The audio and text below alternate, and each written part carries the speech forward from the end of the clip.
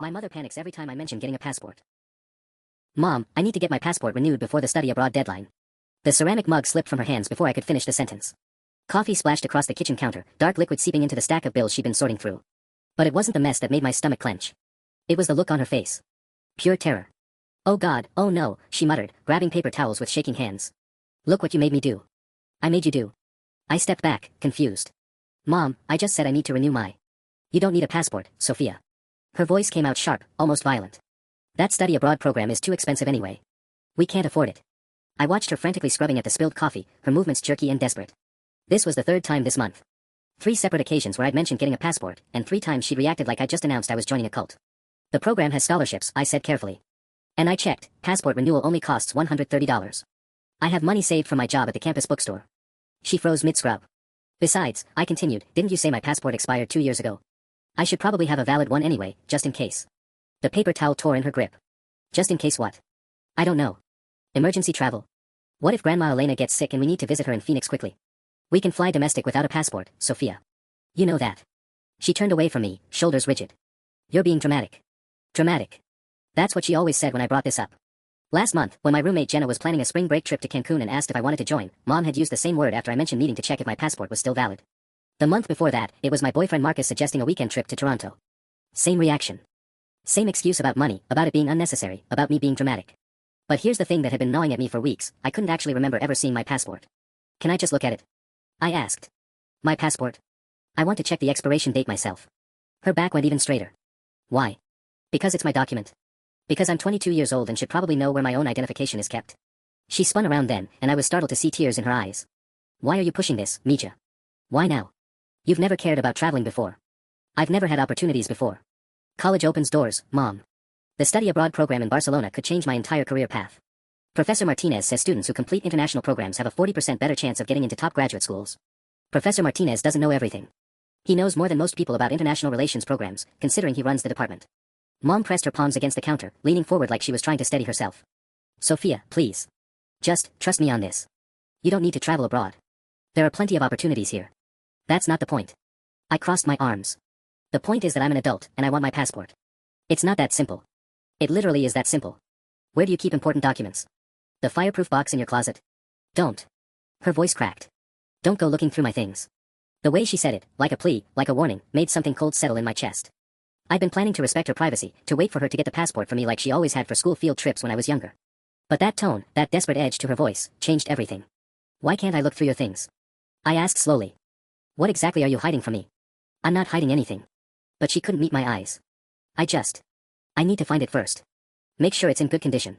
Sometimes documents get damaged in storage, you know. Mom. I stepped closer. When did you last see my passport? She was quiet for too long. The kitchen clock ticked loudly, 7:47 a.m., the same time we'd had this exact conversation 2 weeks ago when I'd mentioned maybe visiting my college friend who was doing a semester in London. A few years ago, she finally said. When we moved apartments. We'd moved from the duplex on Maple Street to this rental house 3 years ago. I'd been 19, home for summer break, and I'd helped pack everything. I remembered sorting through that fireproof box with her, birth certificates, social security cards, her naturalization papers, insurance documents. I had a clear memory of asking about my passport then, too. You said it was in your purse, I said. You told me you'd been carrying it because you were thinking of taking me on a graduation trip to Mexico when I finished high school. Her face went pale. Did I say that? You did. And when I asked to see it, you said your purse was in the car, and then Marcus called about something and we got distracted, and... I trailed off, pieces clicking together in my mind. Mom, you've been doing this for years, haven't you? Every time I ask about my passport, something happens. Something always interrupts the conversation or changes the subject. Sophia, you're being paranoid. Am I? I pulled out my phone. Because I started keeping notes after the third weird reaction. March 15th, I mentioned spring break in Cancun, you spilled wine on your dress and spent 20 minutes in the bathroom. April 3rd, Marcus suggested Toronto, you suddenly remembered you had to call Aunt Carmen about something urgent. April 20th. Stop. She held up a hand. Just stop. May 12th, May 28th, June 4th. I kept reading from my notes app. Every single time, Mom. Every time I bring up international travel or needing my passport, you have a crisis. She sank into one of the kitchen chairs, suddenly looking older than her 46 years. You don't understand. Then help me understand. It's complicated. Getting a passport isn't complicated. You fill out a form, provide proof of citizenship, pay the fee, wait 6 weeks. I've looked it up. The State Department website makes it pretty straightforward. Something flickered across her face at the words, proof of citizenship. It was subtle, just a tightening around her eyes, but I caught it. What proof of citizenship did you use when you got my first passport? I asked. Your birth certificate, of course. The one from St. Mary's Hospital here in town? Yes. But her answer came too fast, too automatic. Like she'd rehearsed it. I thought about my birth certificate, safely filed in that fireproof box. I'd needed it for college applications, for my driver's license, for my job at the bookstore. It looked official enough, raised seal, proper signatures, all the right information. Born at St. Mary's Hospital on November 8, 2001, at 3:22 a.m. Can I see my birth certificate? I asked. The tears in her eyes spilled over. Mija, please don't make me do this. Her words hit me like ice water. Don't make you do what, exactly? Mom wiped her eyes with a coffee-stained paper towel, leaving brown smudges on her cheeks. You have to trust me, Sophia. Some things are better left alone. That's not an answer. I sat down across from her, my heart hammering. Mom, what is going on? Why can't I see my own birth certificate? You can see it. Of course you can see it. It's just. She gestured vaguely toward the hallway. I think I moved it. For safekeeping. After that break-in last year on Oakwood Street, remember? I got paranoid about keeping everything in one place. There hadn't been a break-in on Oakwood Street. I would have remembered that. Mrs. Chen next door told us about everything that happened in a 6-block radius. But I didn't call her out on the lie. Not yet. Okay, so where did you move it? I need to check. Maybe the safety deposit box at First National. We don't have a safety deposit box.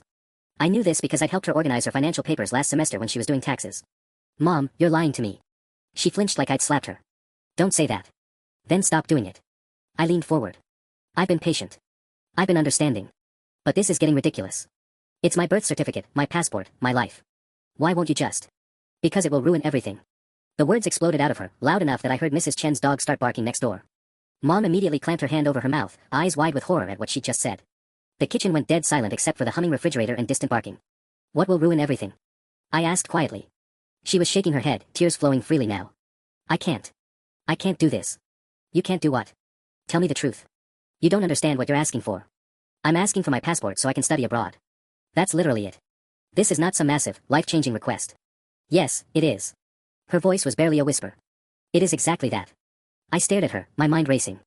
The pieces were scattered, but I could feel them trying to form a picture I didn't want to see. Mom, was I actually born at St. Mary's Hospital? She closed her eyes. Sophia. Yes or no? Simple question. It's not simple. It's the simplest question in the world. Either I was born there, or I wasn't. You were born on November 8, 2001, at 3:22 in the morning. Her voice sounded rehearsed again, like she was reciting lines from a script she'd memorized years ago. That's not what I asked. It's what matters. Where, Mom? What hospital? What city? What state? Each question made her shrink further into herself. Why does it matter? You're here now. You're safe. You have a good life, you're in college, you have friends and a boyfriend who loves you. What state was I born in? Sophia, please. What country was I born in? The question hung in the air like smoke. Mom's face went completely white, and she gripped the edge of the table so hard her knuckles looked like bones pressing through her skin. What country, Mom? She opened her mouth, then closed it. Opened it again. I can't. You can't what? Say the United States. Because that should be the easiest thing in the world to say if it's true. She started crying harder, the kind of broken sobs that come from somewhere deep and desperate. You have to understand, Mija. I did everything to protect you. Everything I've done has been to keep you safe. Safe from what? But I was starting to understand. The puzzle pieces were clicking together with terrible clarity. Mom, I said, my voice steady despite the chaos in my chest, am I an American citizen? The silence stretched between us like a chasm. Mom's sobs gradually quieted into hiccuping breaths, but she still wouldn't look at me. Her hands trembled as she reached for another paper towel. Answer me, I said, my voice harder than I'd ever used with her before. Am I an American citizen? You're my daughter, she whispered. You're my daughter, and I love you more than anything in this world. That's not an answer. She finally looked up at me, her eyes red and swollen. Sophia, if I tell you the truth, everything changes. Everything we've built here, everything we are, it could all disappear. My heart was pounding so hard I could feel it in my throat. What do you mean, disappear? I mean they could take you away from me. Her voice cracked. They could take you away and send you somewhere you've never been, to people you don't know, and I might never see you again. The words hit me like a physical blow. Send me where? She pressed her lips together, shaking her head. Mom, send me where? I can't. If I say it out loud, if anyone ever finds out that I told you. No one's here but us. I reached across the table and grabbed her hands, stilling their trembling. Mom, please. I need to know. She stared down at our joined hands for a long time. When she spoke, her voice was so quiet I had to strain to hear her. Guatemala. The word landed like a stone in still water, sending ripples through everything I thought I knew about myself. Guatemala, I repeated slowly. She nodded, fresh tears streaming down her face. A little town called San Pedro Zacatepeques. About 2 hours from Guatemala City. That's where I was born. Yes. And that's where you're from. Yes. I sat back in my chair, trying to process this. So when you came to the United States, I brought you with me. You were 8 months old. How? She pulled her hands away from mine, wrapping her arms around herself. Does it matter? Yes, it matters. Everything matters now. My mind was reeling. Did we come here legally? Sophia. Did we have visas? Green cards? Did you go through the proper immigration process? The look on her face was answer enough. Jesus Christ, Mom. I ran my hands through my hair. So we're both undocumented? No. She said it quickly, almost defensively. I became a citizen. I have my naturalization certificate, you've seen it. I studied for months, took the test, did everything right. I've been legal for 15 years. But me? You were. You were just a baby. I thought I could figure it out later. I thought there would be time to get your status sorted out properly. 22 years, Mom. I'm 22 years old. What happened to figuring it out? She was quiet for so long I thought she might not answer. Then, the longer we waited, the harder it got. And you were doing so well in school, making friends, building a life here. You never asked questions about traveling or passports until recently. It seemed easier to just let you be an American kid. But I'm not. The words felt strange in my mouth. I'm not an American citizen. You are in every way that matters. You've lived here since you were a baby. You went to American schools, you speak English better than Spanish, you root for the Lakers and complain about California taxes and argue about politics like any other American your age. Except I can't vote, I said quietly. Can I? I registered when I turned 18, but... Her face crumpled. Oh, Mija. You've been voting. 2 elections. The midterms when I was 19, and the presidential election last year. A cold dread was spreading through my chest. Mom, is that illegal? I don't know. Maybe. I think there could be consequences. What kind of consequences? The kind that end with you being deported to a country you don't remember, where you don't know anyone, where you barely speak the language.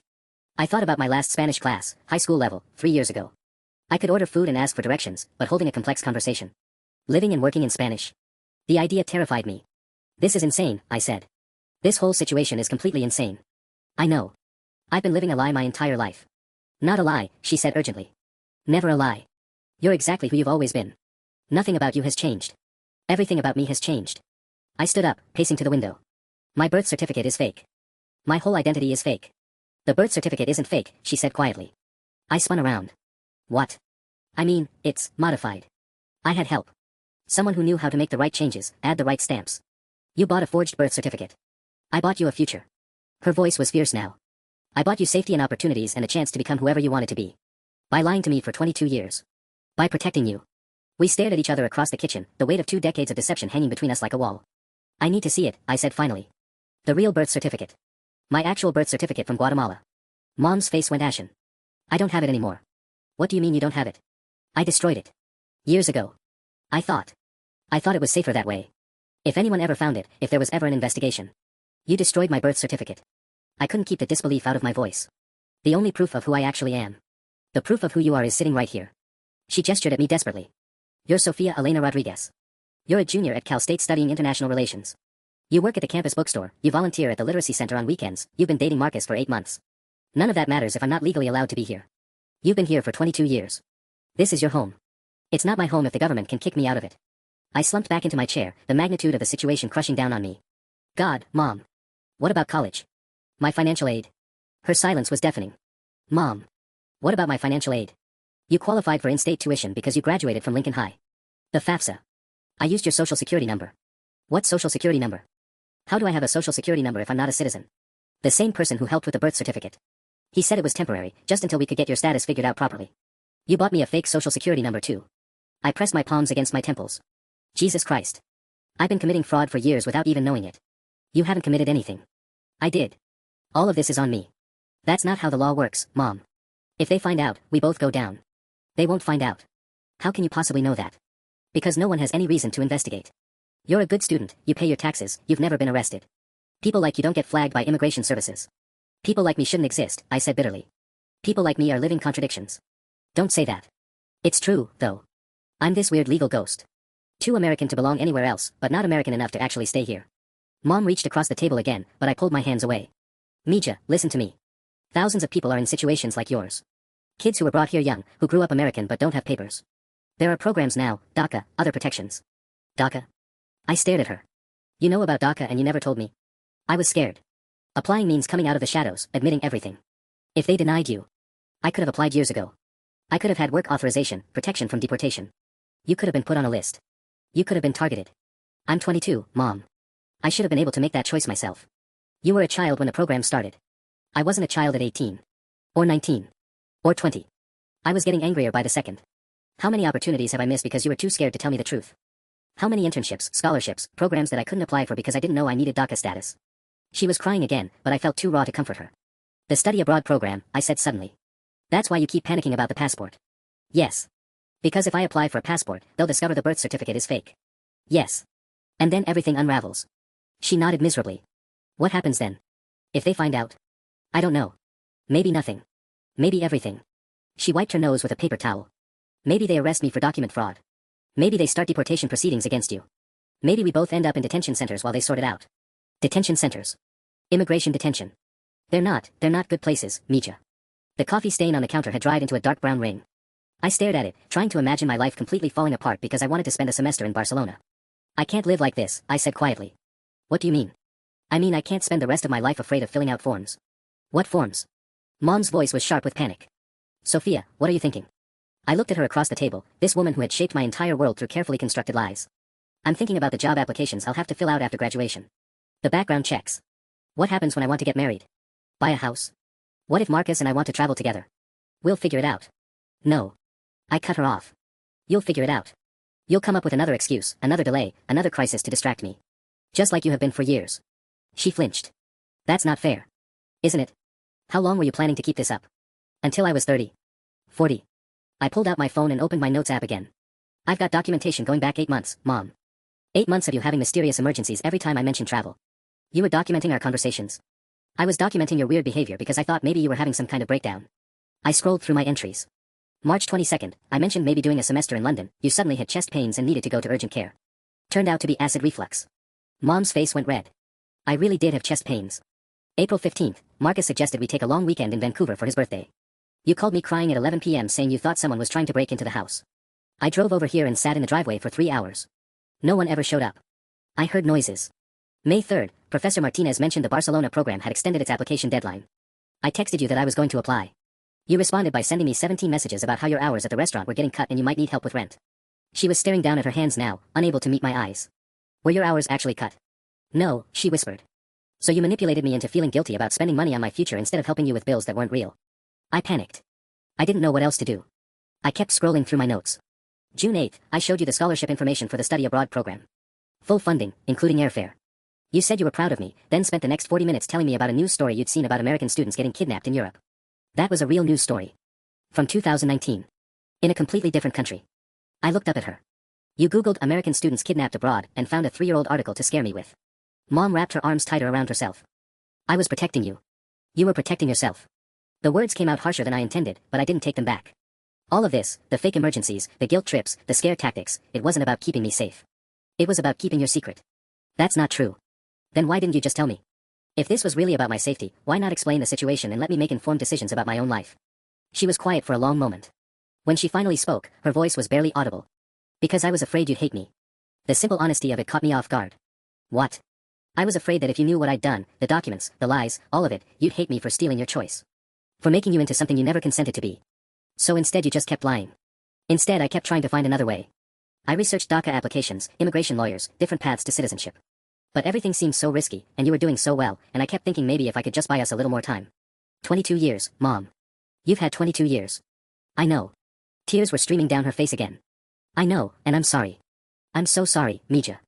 I stared at her, this woman who had sacrificed everything to give me a life in America, who had worked double shifts at restaurants and cleaned office buildings at night to pay for my school clothes and soccer fees and SAT prep courses. Who had cheered at every graduation, every award ceremony, every small victory, knowing the whole time that it was all built on a foundation that could crumble with one wrong form, one background check, one bureaucrat having a bad day. What's my real name? I asked suddenly. She blinked. What? My real name.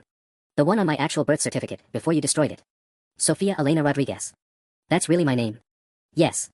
I would never change your name, Mija. That came from your grandmother Elena, and your great-grandmother Sofia. That part was always real. At least something was. I thought about all the times I'd signed that name, written it on school papers, college applications, voter registration forms. At least the name belonged to me. I need to see the fake birth certificate, I said. Why? Because I need to understand exactly what kind of trouble we're in. I need to see how good the forgery is, whether there are obvious signs that it's fake. Mom hesitated. If you see it, if you really look at it and understand what it is, there's no going back. Right now you can still have plausible deniability. You can say you never knew. I already know, Mom. The plausible deniability ship has sailed. She nodded slowly and stood up from the table. It's in the fireproof box. In my closet. I'll wait here. She paused in the doorway, looking back at me with an expression I couldn't read. Sophia. Whatever happens next, I want you to know that every choice I made was because I love you. Even the wrong choices. Especially the wrong choices. I waited 15 minutes before it became clear she wasn't coming back. Mom. I called toward the hallway. No response. I found her sitting on the edge of her bed, the fireproof box open beside her, a manila folder clutched against her chest. She was staring at the wall with the kind of blank expression people get when they're trying not to fall apart completely. Mom. She startled, like she'd forgotten I existed. I can't do it. Give me the folder. If you see this, Sophia, everything changes. Not just between us, everything. Your job, your school, your relationship with Marcus. What if he can't handle dating someone who's undocumented? What if Cal State finds out and revokes your financial aid? What if I spend the rest of my life living a lie? I sat down beside her and gently pried the folder from her grip. Mom, the secret is already out. Between us, anyway. Hiding the paperwork isn't going to change what you just told me. My hands were shaking as I opened the folder. The birth certificate looked exactly like I remembered, official seal, proper formatting, typed information on cream-colored paper. Born November 8, 2001, at St. Mary's Hospital, Riverside, California. Parents, Elena Rodriguez and Carlos Rodriguez. Who's Carlos Rodriguez? I asked. A name, Mom said quietly. The person who made this needed a father's name for the certificate. Carlos seemed generic enough. So I don't have a father listed on my real birth certificate? You don't have a father, period. Her voice was flat. It was just me and you from the beginning. I studied the document more carefully. To my untrained eye, it looked legitimate. The seal was raised, the signatures looked authentic, even the paper felt right. How much did this cost? $3,000. Jesus. Where did you get $3,000? I worked 3 jobs for 8 months. Cleaning offices at night, serving tables during the day, babysitting on weekends. She wiped her nose with a tissue. It took me almost a year to save up for this and the social security card. And the person who made it? Long gone. This was 21 years ago, Mija. He probably moved on after a few years, maybe got caught, maybe just retired. People in that business don't stick around. I set the birth certificate aside and looked through the rest of the folder. My social security card, the number I'd memorized, used on every job application and tax return. My driver's license application from when I turned 16. My college enrollment paperwork. My voter registration. Mom, look at this. I pulled out a copy of my FAFSA application from freshman year. I certified under penalty of perjury that all the information was true and correct. You believed it was true. But it wasn't. And now I've been receiving federal financial aid based on false information for 3 years. I did quick math in my head. That's probably about $37,000 in grants and subsidized loans. Scholarships too, Mom said miserably. The Dean's List Scholarship sophomore year, the Community Service Award last spring. Oh God. I buried my face in my hands. I could go to prison for this. No. No, Mija, that won't happen. Financial aid fraud is a federal crime, Mom. I looked it up last semester when my roommate's boyfriend got caught lying about his family's income. I pulled out my phone and started searching. Listen to this, individuals convicted of federal student aid fraud may face up to 5 years in prison and fines up to $25,000. You didn't know. Marcus's mom works for the Department of Education, I interrupted, still reading. She told us at dinner last month that they've been cracking down on fraud cases. Running more audits, cross-referencing databases. Mom went even paler. What kind of databases? Immigration, Social Security, IRS records. She said they're using new software that can flag inconsistencies across federal agencies. My stomach was churning. What if they've already flagged my Social Security number? What if there's already an investigation going on and we just don't know it yet? That's not how it works. If they suspected something, they would have contacted you directly. Would they? Or would they build a case first? I kept scrolling through search results. Look at this, Project Verify launched in 2022 to identify fraudulent student aid applications through multi-agency data sharing. Sophia, you're spiraling. I'm being realistic. I stood up and started pacing around her bedroom. Do you understand what this means? It's not just about the passport anymore. It's about everything. Every form I've ever filled out, every benefit I've ever received, every vote I've ever cast. We can fix this. How? How do we fix 22 years of federal fraud? Mom was crying again, but I felt too panicked to comfort her. I need to call someone. A lawyer, maybe. No lawyers. Her voice was sharp. Lawyers have to report certain things. If we involve lawyers, we lose control of the situation. We don't have control of the situation.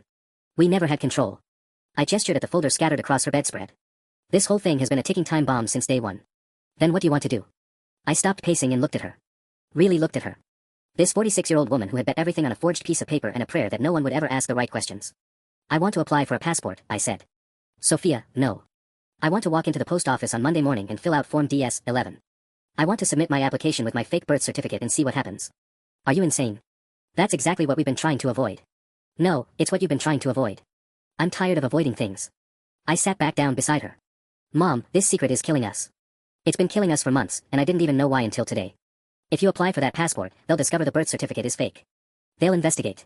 They'll find out about the social security number, the financial aid, everything. Maybe they will. And then at least we'll know. I picked up the birth certificate and stared at it again.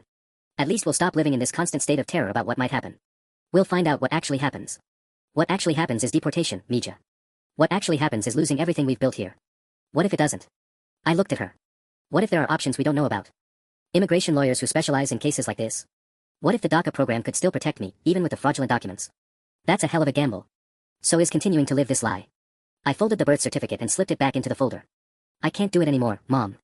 I can't keep pretending to be something I'm not, and I can't keep watching you have panic attacks every time someone mentions international travel. So what are you saying? I'm saying I'm going to apply for that passport. And when they reject the application, when they start asking questions, I'm going to tell them the truth. Mom grabbed my arm. Sophia, please. Think about this. Think about Marcus, your friends, your future. I am thinking about my future. A future where I don't have to lie about who I am. Even if it means losing everything. Mom's grip on my arm tightened. Even if it means losing me. What do you mean, losing you? She let go and turned away. If they investigate the documents, they'll want to know where I got them. Who helped me? And when I can't give them names because those people are long gone. She shrugged helplessly. Accessory to fraud. Conspiracy. They could charge me with anything they want. They could also show mercy. People understand why parents do desperate things for their children. White people understand that.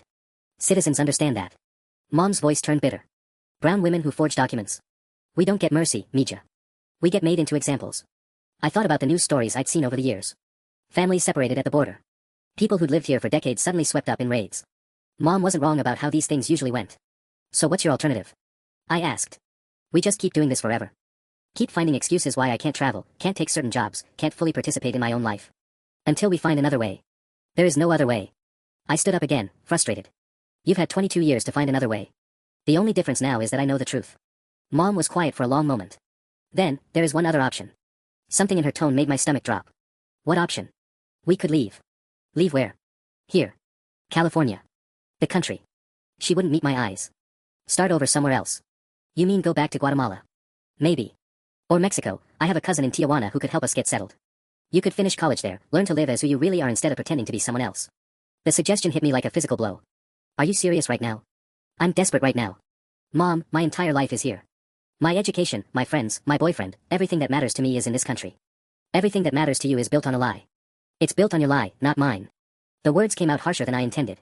I didn't choose any of this. You made these decisions when I was 8 months old. And now you want me to give up everything I've worked for because you're scared of the consequences. I want you to be safe. I want to be free. I grabbed the folder and headed toward the door. I'm taking this with me. Where are you going? Home. To my apartment. I need to think, and I can't do that here. Sophia, please don't leave like this. Let's talk more. We've talked enough for one day. I paused in her bedroom doorway. I'll call you tomorrow. What are you going to do? I looked back at her, sitting on her bed surrounded by 22 years of carefully constructed lies. I'm going to research passport applications. I'm going to look up immigration lawyers. And I'm going to figure out exactly what we're dealing with. And then I'm going to make my own choices about my own life for the first time ever. The drive back to my apartment felt surreal. Every billboard, every street sign, every familiar landmark looked different now that I knew I might not have the legal right to be here. I'd driven this route hundreds of times, but today it felt like I was seeing it through the eyes of a stranger. My phone buzzed with a text from Marcus, movie tonight. That new thriller at the AMC.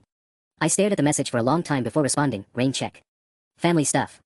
How do you tell your boyfriend of 8 months that your entire identity is a federal crime? How do you explain that the person he's been dating technically doesn't exist in any legal sense?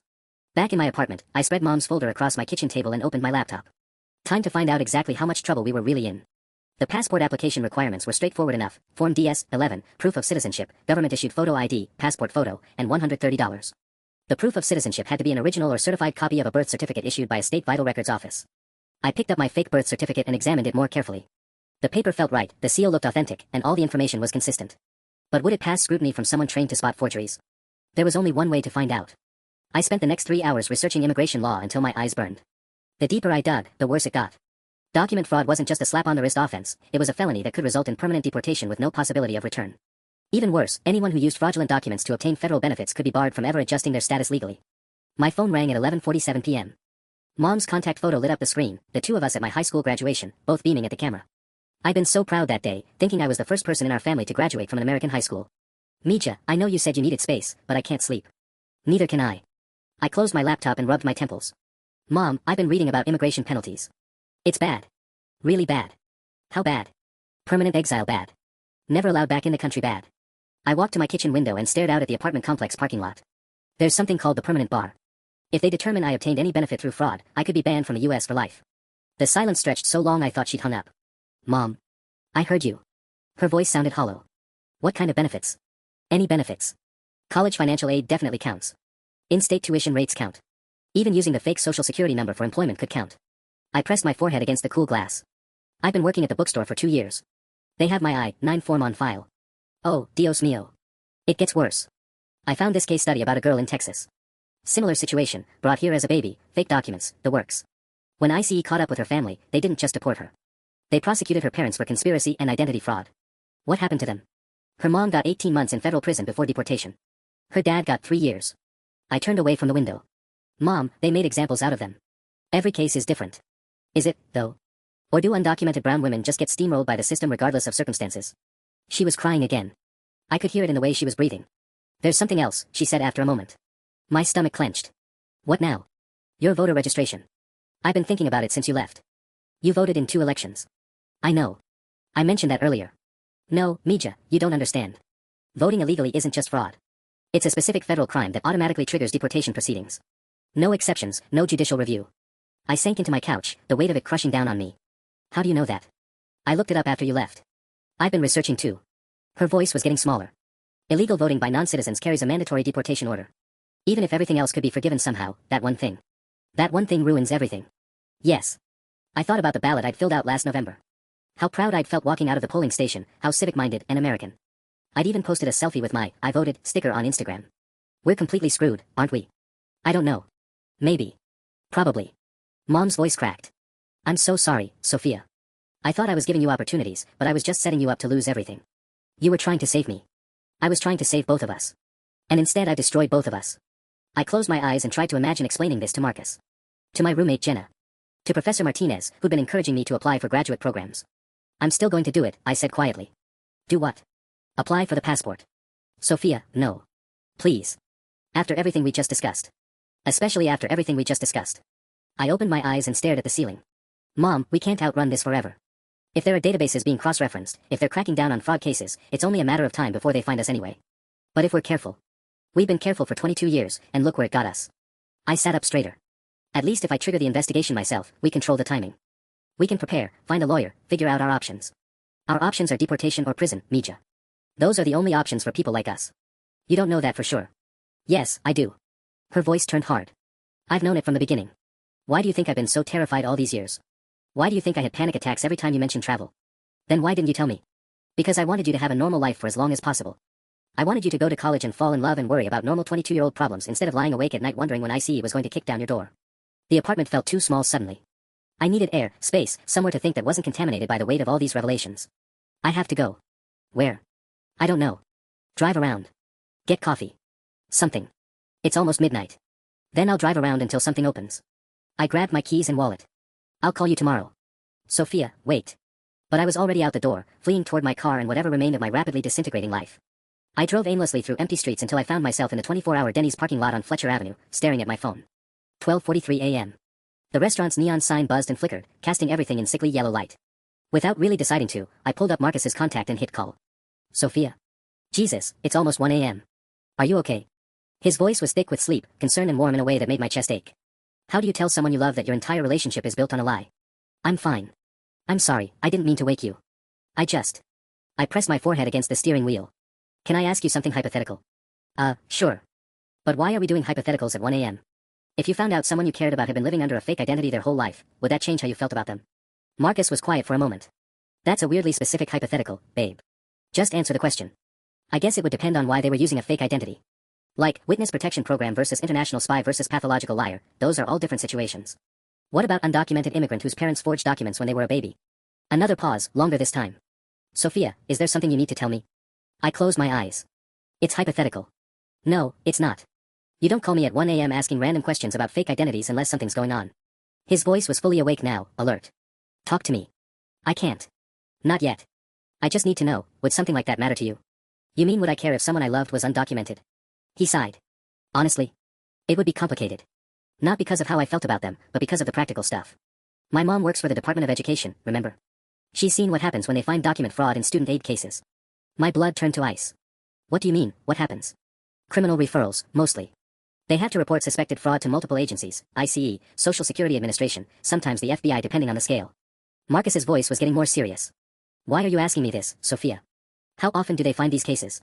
More often lately. Mom says they've got new software that flags inconsistencies across federal databases. Last month her office identified like 43 students with suspicious documentation just in California. The Denny's parking lot started spinning around me. What happened to them? Investigations, hearings, deportation proceedings. A few got arrested for aggravated identity theft. He paused. Sophia, you're scaring me. What's going on? I hung up and immediately threw up in the parking lot. 43 students. In 1 month. In one state. I sat on the curb next to my car, shaking, trying to process what Marcus had just told me. His mother, the woman who'd invited me to family dinners, who'd asked about my major and my plans after graduation, was directly involved in the kind of investigations that could destroy my life. My phone buzzed with texts from Marcus. Did you just hang up on me? Sophia, call me back. I'm getting in my car. Where are you? I turned off my phone and got back in my car. I couldn't face him tonight. Maybe not ever. The drive home was a blur of red lights and empty streets. Back in my apartment, I opened my laptop and searched for Department of Education Fraud Investigation California 43 students. It took me 20 minutes to find the press release. 43 students across 12 California universities. Average fraud amount, $31,000 in improper financial aid. All cases referred for criminal prosecution. All 43 students were now in deportation proceedings. I was absolutely fucked. I couldn't sleep. Every time I closed my eyes, I saw Marcus's mom sitting across from me at their dinner table last month, asking about my post-graduation plans while secretly hunting down people exactly like me. The irony was so sharp it physically hurt. At 3:17 a.m., I gave up on sleep and called the one person who might have answers. Sophia. Mija, what's wrong? Mom, I need you to tell me everything about the person who made our documents. Everything you remember. I told you, he's long gone. His name, Mom. Where you met him. How the whole thing worked. I was pacing around my kitchen in pajamas, wired on panic and exhaustion. Marcus's mom has been investigating fraud cases. 43 students just in California, and they're all getting deported. The silence stretched so long I thought she'd hung up. Mom. His name was Roberto Vega, she said finally. I met him through a woman I worked with at the restaurant in San Bernardino. He had an office above a tax preparation place on Highland Avenue. What kind of office? Immigration services, supposedly. He had certificates on the wall, business cards, the whole setup. But the woman who referred me warned me not to ask too many questions about his methods. I grabbed a pen and started taking notes. How did the process work? I brought him your real birth certificate from Guatemala, plus photos and background information. He said he needed 2 weeks and $3,000 cash. And he gave you back the Guatemalan birth certificate? No. Mom's voice got smaller. He said he had to keep it as a template. To make sure all the details transferred correctly to the American version. So he still had it when you went back. When I went back, the office was empty. Not just Roberto, the whole tax place was cleared out. The landlord said they'd skipped out on rent and disappeared in the middle of the night. My pen stopped moving. When was this? Maybe 2 weeks after I picked up your documents. I went back because I had questions about social security cards, and... She trailed off. And what? And I got scared that something had gone wrong. That maybe the police had raided them, or immigration services had caught on. Did you ever try to find out what happened to him? Mija, people in that business don't leave forwarding addresses. You get your documents and you disappear, just like they do. I sank into a kitchen chair, trying to process this. So somewhere out there, Roberto Vega might still have my real birth certificate. If he kept records, if he didn't destroy everything, if he's even still alive 21 years later. Mom's voice was getting more strained. Why does it matter? Because if he got caught, if there are federal records of his operation, then our documents might be in some database somewhere. They might already know about us. They would have found us by now. Not necessarily. Marcus said they're using new software to cross-reference databases. Maybe old cases are just now getting flagged because the technology finally caught up. Mom was quiet for a long moment. Roberto operated out of San Bernardino County. If you really want to know if there are records. What? Court records are public. If he was ever arrested, if there was ever a federal case, it would show up in the system. I was already opening a new browser tab. What was his full name again? Roberto Vega. But Sophia, if you start searching for him, if you leave digital footprints connecting us to document fraud. They either already know or they don't, Mom. Googling a name isn't going to make it worse. The search results made my stomach drop. Roberto Vega, arrested in 2009 for operating a fraudulent document ring. Charged with conspiracy to commit identity fraud, money laundering, and immigration violations. The case file listed over 300 victims who had purchased fake birth certificates, social security cards, and driver's licenses between 2001 and 2009. Mom, I whispered. What did you find? He got arrested. 8 years after he made our documents. I scrolled through the court filings, my hands shaking. Federal case, multiple agencies involved. They seized all his records, including client files and document templates. Do they mention names? I clicked on the evidence list. It says they recovered approximately 800 fraudulent birth certificates in various stages of completion, along with detailed client records dating back to 2001. 2001, the year I was born. The year Mom brought me to America. We're in that file, I said. Our real names, our fake documents, probably photos. Everything. But that was 15 years ago, Mija. If they were going to investigate his clients, wouldn't they have done it by then? Unless they're just getting around to it now. I kept reading through the case files. Look at this, Roberto got sentenced to 6 years in federal prison, followed by deportation to Mexico. But it says here that investigations into document recipients were ongoing. Ongoing as of when? I scrolled to the bottom of the court document. The case was sealed in 2015 pending completion of related investigations. My voice was barely a whisper. Mom, what if those related investigations are happening right now? You don't know that. I don't know anything. I slammed my laptop shut. That's the problem. We've been flying blind for 22 years, hoping nobody would connect the dots, and now I'm finding out that all the dots have been sitting in a federal evidence locker since 2009. My phone started buzzing with another call from Marcus. I let it go to voicemail, then immediately regretted it. If I kept avoiding him, he'd get suspicious. If I talked to him, I might say something that would implicate us both. There was no good choice anymore. Maybe there never had been. I'm going to the post office Monday morning, I said. Sophia, please. I'm going to submit my passport application with the fake birth certificate, and I'm going to see what happens. What if they arrest you on the spot? Then at least we'll know where we stand. The post office on Riverside Drive opened at 9 a.m. sharp. I'd been sitting in the parking lot since 8:30, clutching the manila envelope containing Form DS-11, my fake birth certificate, driver's license, passport photo, and a check for $130. The most expensive gamble of my life. My phone had 17 missed calls from Marcus and 12 from Mom. I turned it off after listening to Marcus's last voicemail at 7 a.m. Sophia, my mom asked me some weird questions about you at breakfast. Something about your financial aid status. Call me back. Please. His mom was already asking questions. The Department of Education's fraud detection software might have already flagged my case. For all I knew, there was an ICE agent waiting for me inside the post office. But I couldn't live in limbo anymore. At 9:03, I walked through the glass doors and joined the short line at the passport counter. The clerk was a middle-aged black woman with kind eyes and elaborate braids. Her name tag read Beverly. First passport or renewal, she asked when I reached the counter. Renewal. The lie came out smooth, practiced. I think mine expired a couple years ago. No problem, honey. Let me see your documents. I handed over everything with hands that only trembled slightly. Beverly examined my driver's license first, then the birth certificate. She held it up to the light, checking the watermark. My heart hammered so loud I was sure she could hear it.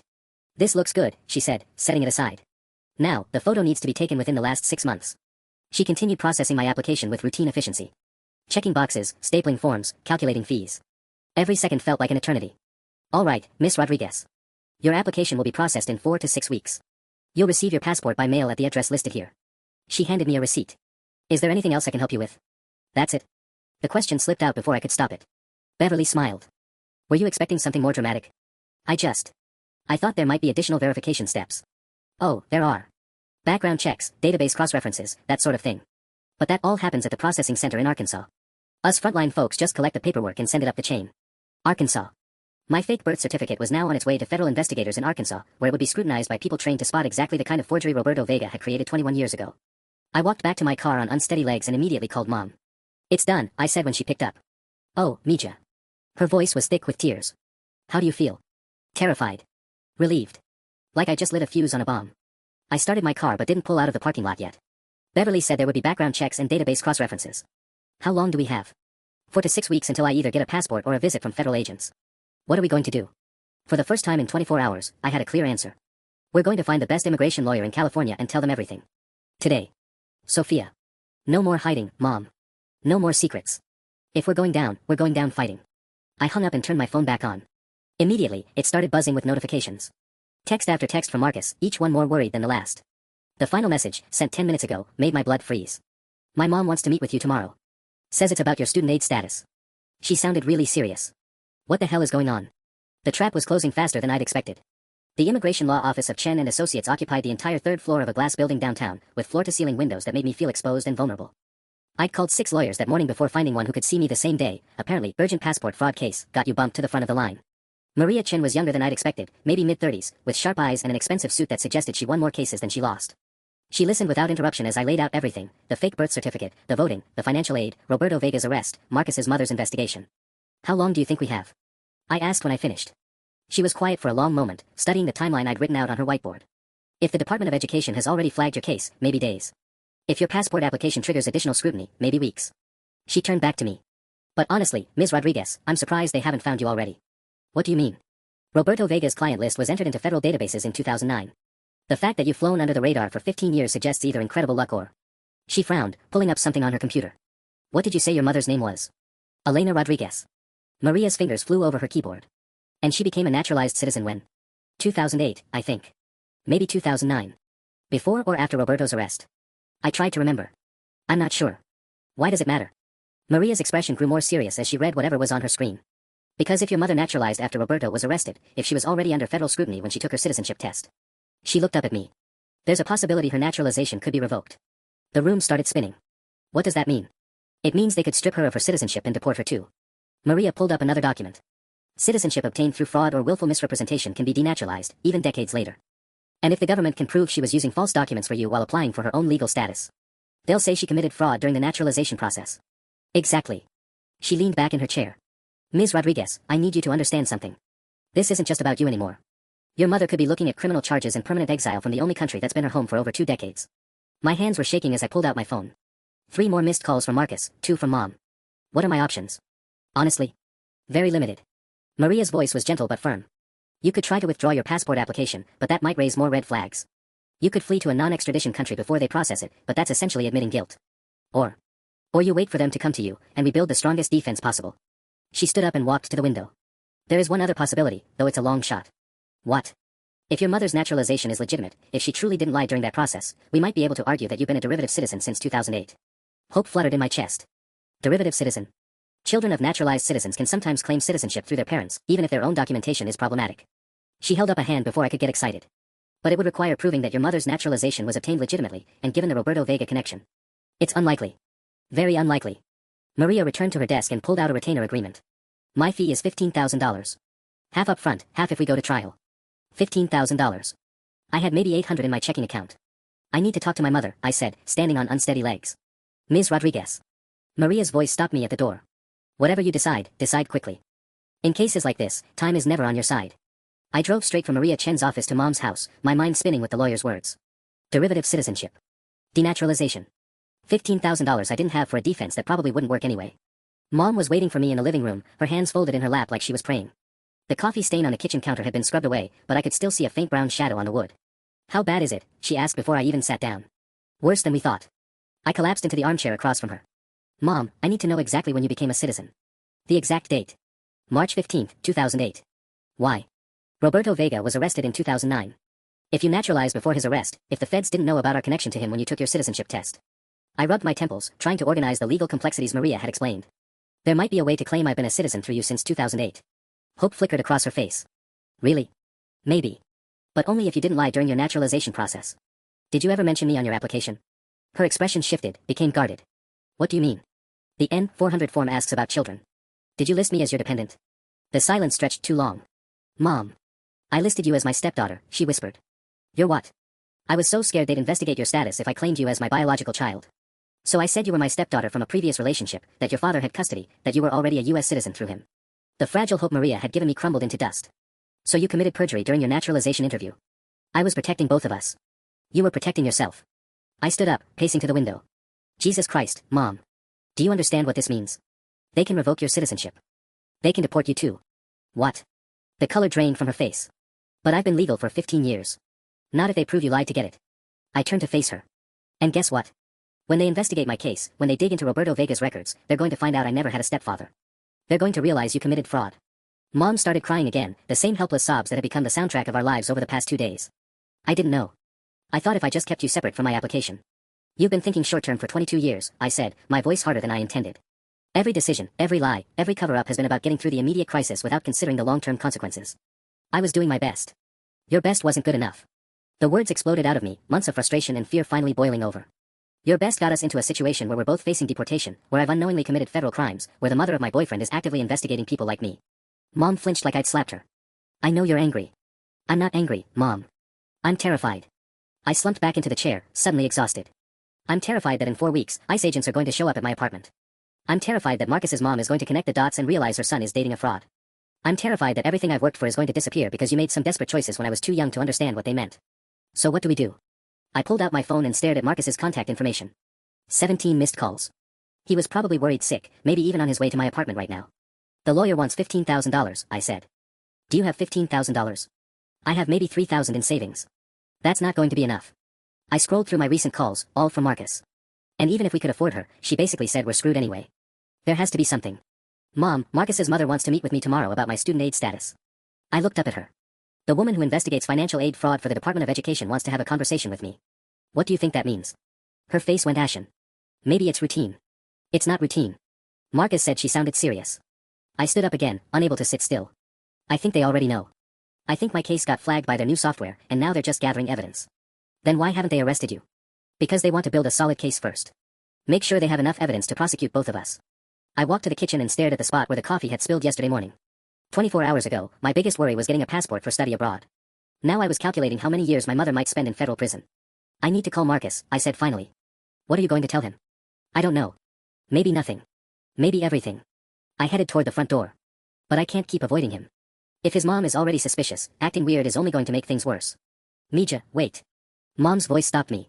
If you tell him the truth, there's no taking it back. Once he knows, he becomes part of this. He's already part of this. His mother is investigating me. But if you tell him, and he feels obligated to report it. The thought hadn't occurred to me. Marcus was honest to a fault, the kind of person who returned wallets to lost and found and corrected cashiers when they gave him too much change. If I confessed to committing federal fraud, would his conscience demand he tell someone? I can't think about that right now, I said, though the possibility sent ice through my veins. I have to focus on getting through tomorrow's meeting without incriminating myself further. How? I opened the front door and stepped onto the porch. The afternoon air felt different somehow, charged with the weight of secrets that were rapidly becoming impossible to contain. I have no idea. The meeting was scheduled for 2 p.m. at the Department of Education field office downtown. I'd spent the morning throwing up from anxiety and practicing responses to questions I hoped she wouldn't ask. Marcus had texted me 3 times, each message more concerned than the last, but I couldn't bring myself to respond. At 1:55 p.m., I sat across from Dr. Patricia Nguyen in a sterile conference room that smelled like industrial carpet and broken dreams. She was smaller than I'd expected, with kind eyes that reminded me painfully of Marcus. Thank you for coming in, Sophia. I know this must be stressful. She opened a thick manila folder. I want to be transparent with you about why you're here. Our fraud detection system flagged some inconsistencies in your financial aid history. My mouth went dry. What kind of inconsistencies? Database cross-references between your social security number and citizenship verification records. She pulled out a printout covered in highlighted sections. Specifically, we can't find any record of your birth certificate being issued by Riverside County Vital Records. This was it. The moment everything collapsed. I don't understand, I managed to say. Neither did we, initially. So we reached out to St. Mary's Hospital directly. Dr. Nguyen's voice remained gentle, but her words hit like hammer blows. They have no record of your birth on November 8, 2001. In fact, they had no deliveries at all that day. The room started spinning. I gripped the edge of the table to keep from falling over. Sophia, I need you to know that I've seen cases like this before. Young people who discover their documentation isn't what they thought it was. She leaned forward. Usually, it means their parents were trying to protect them from something. My voice came out as a croak. I don't know what to say. The truth would be a good place to start. And suddenly, sitting in that bland government office, facing this woman who hunted down people like me for a living, I realized I was done lying. Done pretending. Done living in constant terror that someone would ask the right questions. I was born in Guatemala, I said quietly. My mother brought me here when I was 8 months old. The birth certificate is fake. The social security number is fake. All of it. Dr. Nguyen nodded like she'd been expecting this. How long have you known? 3 days. I found out 3 days ago when I mentioned getting a passport and my mother had a complete breakdown. Tears were streaming down my face now. I've been voting. I've been receiving financial aid. I didn't know any of it was illegal until this week. And your passport application? I submitted it Monday, hoping it would force the truth into the open. I wiped my nose with a tissue from the box she slid across the table. I couldn't live with the lies anymore. Dr. Nguyen was quiet for a long moment, making notes in my file. Sophia, what I'm about to tell you stays in this room until we decide how to proceed. Understood? I nodded. Your case was flagged 3 weeks ago, along with 47 others. We've been building evidence files, preparing for criminal referrals. She closed the folder. But you walking in here today, voluntarily confessing, changes things. How? It demonstrates good faith. It shows you're a victim of circumstances beyond your control rather than a willing participant in fraud. She leaned back in her chair. I'm going to make a recommendation to my supervisors. There's a new pilot program for cases exactly like yours, young adults who were brought here as children and built lives based on documentation they believed was legitimate. Hope flickered in my chest for the first time in days. What kind of program? Deferred action. Protected status while you apply for legal residency through existing immigration channels. She pulled out another form. It's not a guarantee, but it's a chance. And my mother? Dr. Nguyen's expression grew more serious. That's more complicated. She'll face consequences for the document fraud. But if she cooperates fully, if she helps us understand the scope of the problem. She shrugged. Prosecutors have discretion in cases involving parents protecting their children. I called Mom from the parking lot, my hands shaking as I dialed. How did it go? She asked before I could speak. She knew everything already, I said. They've known for weeks. But Mom, there might be a way out of this. What do you mean? There's a program. For people like me. I started my car and pulled into traffic, heading toward her house. But you have to turn yourself in. You have to tell them everything about Roberto Vega, about the documents, about all of it. The silence stretched long enough that I thought she'd hung up. Mom. If I do this, if I cooperate, what happens to me? I don't know. Maybe probation. Maybe deportation. Maybe prison. I stopped at a red light and closed my eyes. But if you don't, we both get deported for sure. Then there's no choice, is there? There's always a choice, Mom. You taught me that. When I pulled into her driveway 20 minutes later, she was sitting on the front porch with a suitcase beside her, ready to face whatever came next. For the first time in 22 years, we were going to tell the truth.